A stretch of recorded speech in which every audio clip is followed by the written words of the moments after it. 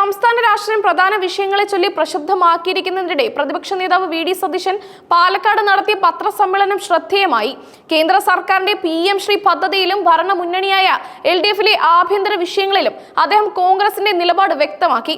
അതോടൊപ്പം ശബരിമലയിലെ സ്വർണ്ണ കവർച്ചയുമായി ബന്ധപ്പെട്ട ഹൈക്കോടതിയുടെ കണ്ടെത്തലുകൾ ചൂണ്ടിക്കാട്ടി ദേവസ്വം മന്ത്രിയുടെ രാജി അദ്ദേഹം വീണ്ടും ആവശ്യപ്പെട്ടു.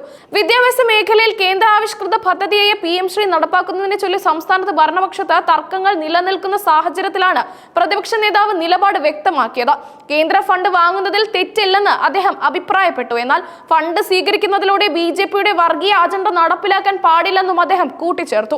മോദിയുടെ വീട്ടിൽ നിന്നല്ല കേന്ദ്ര ഫണ്ട് നൽകുന്നത്, സതീശൻ പറഞ്ഞു.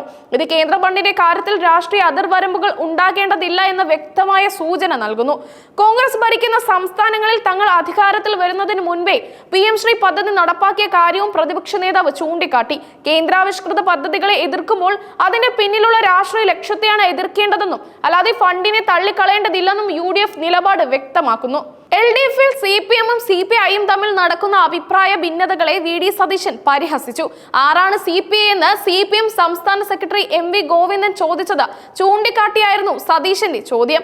നാണംകെട്ട് എന്തിനാണ് ഇങ്ങനെ LDFിൽ നിൽക്കുന്നത് എന്ന ചോദ്യം അദ്ദേഹം CPI നേതൃത്വത്തിന് നേരെ ഉന്നയിച്ചു.